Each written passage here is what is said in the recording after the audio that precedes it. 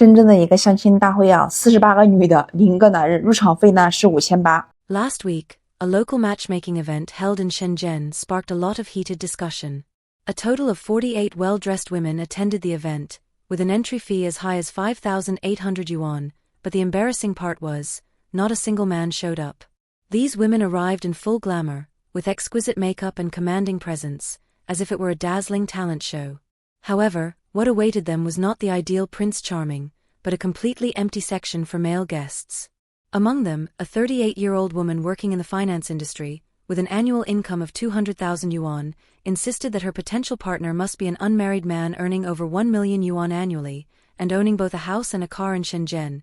There was also a 35-year-old doctor from a top-tier hospital, who immediately required that the man must have graduated from one of China's elite universities like 985 or 211, and specifically emphasized that he should be able to help her get promoted in her career. The most extreme case was a 40-year-old female business executive, whose ideal partner must be under 30 years old, over 1.8 meters tall, good-looking, never married, and above all, willing to hand over his entire income. These conditions sound more like criteria for selecting a virtual idol than for finding a real-life partner. Doesn't all of this make you pause and reflect?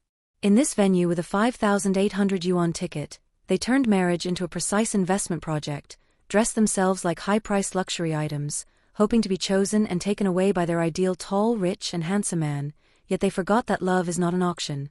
Houses and cars can be bought with money, but sincerity and loyalty cannot be measured by wealth. In fact, instead of calling it a quest for love, this matchmaking event felt more like a competition of excellence among women. They packaged themselves with various labels: high education, high position, high income, but neglected the most crucial element. True attraction comes not from a resume, but from inner character and emotional resonance. And as these women immerse themselves in the partner standards and princess fantasies they've constructed, they are also gradually drifting away from reality. In the end, the event concluded in awkward silence and disappointment. The reason no men came to buy in wasn't just because the standards were too high, but also because there's been a fundamental distortion in values. This collective embarrassment wasn't just a wake-up call to individuals, it was more like a mirror, revealing the distorted perception some modern women have of marriage and love, turning relationships into transactions, and it also reflects that more and more Chinese men are waking up. 大型现场相亲会单身俱乐部，你不要参加。 All the single men out there, listen up. You keep squeezing yourselves into all kinds of so-called matchmaking groups, dating groups, and remarriage groups every day. You even sign up for those large-scale offline matchmaking events, and join things like singles clubs. Do you really think doing all this is going to solve your lifelong marriage problem? I'm telling you clearly, don't go to any of them. Brothers, don't be foolish. No matter how many matchmaking events you attend, how many groups you join, how many matchmaker contacts you add, you still won't find a wife. It's not because you're not trying hard enough, and it's not because you're not putting yourself out there. It's because the root of the problem is not in these places. Have you ever thought about this question? If you really had high-quality conditions, if you truly were a hot commodity in the marriage market, then you would have been married long ago. How could you still be single to this day? Still running around to all these events, standing in line, hoping to be matched? Do you think those matchmaking venues are prepared just for you?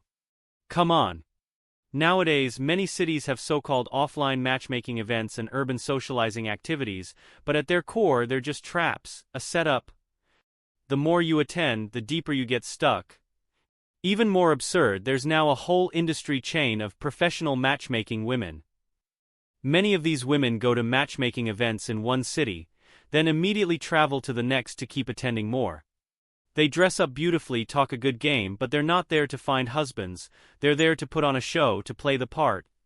These people get all their travel, food, and lodging reimbursed, and can even make some extra cash. And they're playing none other than you, the honest, serious guys who genuinely want to start a family. You, an honest and simple man, pouring your heart out to find a wife, end up being treated like a leek waiting to be harvested, tricked, played, wasting your time in a delusion. Shouldn't you be waking up by now?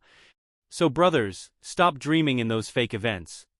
Returning to reality, seeing the truth clearly, that's more important than anything. And even if you do pay to attend some so-called legitimate offline matchmaking event, once you're there you'll still end up being humiliated by these so-called high-quality older leftover women. If you're not afraid of losing face, then by all means go ahead and join. But when you get insulted, don't say I didn't warn you. 哦哟，成都这下子真的要变成女儿国了。 Oh dear, the dating market in Chengdu is really about to change dramatically. It's starting to feel like a real-life women's kingdom. According to the latest data from several platforms, the male-to-female ratio in Chengdu's dating scene has become seriously unbalanced, shockingly reaching 143. What does that mean? It means that one guy is basically being fought over by around 43 women. Can you believe how crazy that is? If this trend continues, men will literally become national treasures, needing to be carefully protected whenever they go out. They'll be even rarer than pandas. Some women even question me, saying things like, "Oh come on, you're just spreading anxiety," or "How could the numbers be that exaggerated?" Excuse me, have you even looked at the data properly? The 143 ratio I mentioned, that's already last year's data. The numbers for 2025 are only going to be even more extreme. And have you noticed that girls born after 2000 are already 25 years old now? Even they have officially entered the marriage age. Not only are they young and attractive, but many of them are also highly educated, well qualified, and some don't even care about bride price. They're looking for genuine love. So when this new generation of high-potential stocks enters the dating market, don't you think the pressure is skyrocketing for those 30-plus older single women who still haven't found a partner? So, I sincerely advise those older single women who are still hesitating, you really need to act fast. Before the post-2000 girls fully take over the dating market, and while there are still a few high-quality items on the shelf, make your move quickly. Otherwise, in the end, all you'll be left with is sitting in the nursing home, sharing single life stories with your girlfriends. 好了，这回都不飘了吧？都不能了吗？ All right, you women, aren't you not so confident anymore? Are you finally starting to panic? A few years ago, each of you had high standards, spoke with thorns, picking and choosing. Now look at you, all sitting there, staring blankly. Did you really think the marriage market would always be controlled by you?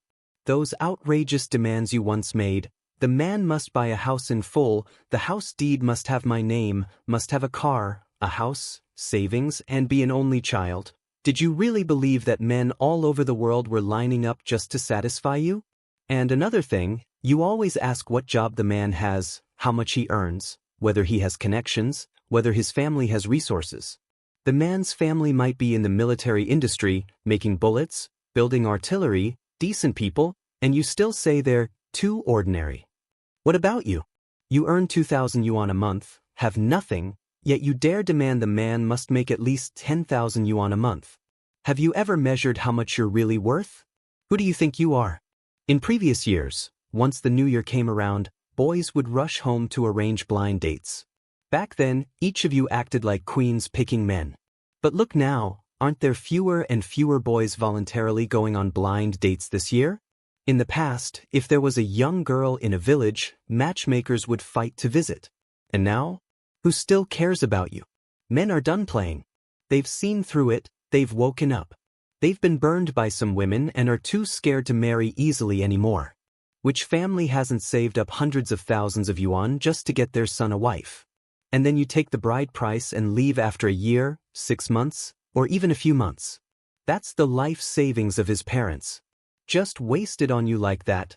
Doesn't your conscience hurt? Now look, men have simply stopped marrying, stopped looking, stopped getting married.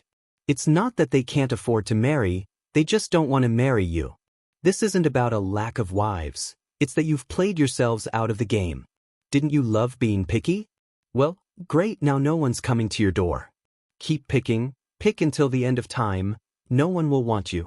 You always complain that the man's parents are too old, this is no good, that is no good. Have you looked in the mirror?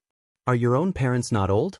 Are you not going to get old one day? 今年感觉相亲的男的变得好少。 Have you noticed something lately? It feels like this year, there are suddenly way fewer men going on blind dates.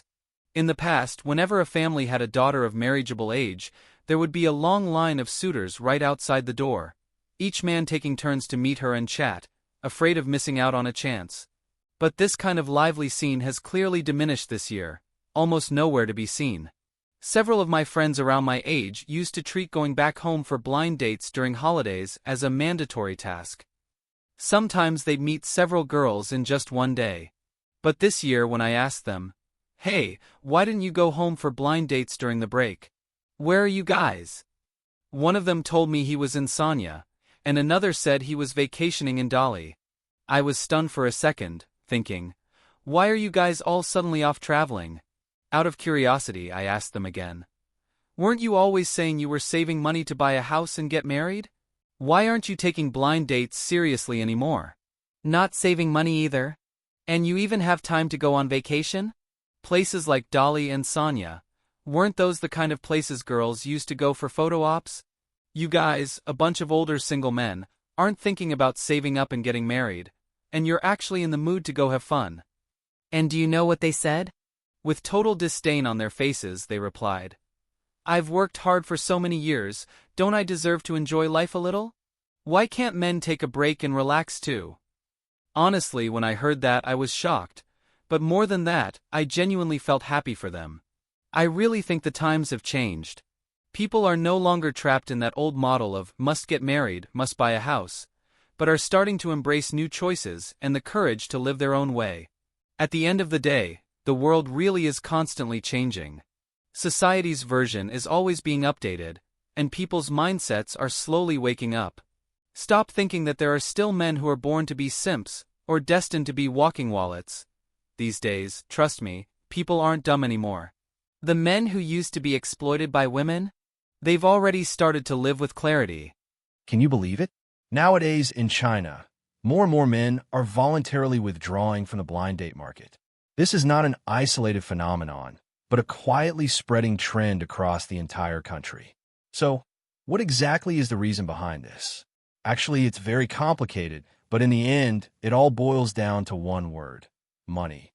Yes, financial pressure is the final straw that crushes the fantasy of marriage. Especially among the lower class of society, an ordinary man, even if he works as hard as he can and tries his best, in most cases, still cannot truly support a family. Why? Because nowadays, many women's material demands are simply too high. Marriage, to a certain extent, has become a burden of continuous investment for men alone. Faced with endless consumer needs and never-ending demands, many men are left with nothing but exhaustion and powerlessness. At the same time, many women are becoming increasingly unstable emotionally and no longer have the same level of commitment and sense of responsibility toward the family as in the past. This creates a real dilemma. Even if you succeed in finding a partner through blind dating and step into marriage, it's still very difficult to ensure it can be sustained in the long term. If you can maintain a marriage for over 10 years, you are already very impressive. So more and more men are beginning to realize, instead of betting all their savings and energy on an uncertain marriage that might even crush them, it's better to choose being single, being free, and living more easily and with more dignity. This is the social reality we are experiencing right now. Do you believe in this social reality? Feel free to leave your comments. I really want to hear your thoughts. If you enjoyed this video, please give it a like and subscribe to our channel to receive more content like this. See you in the next video.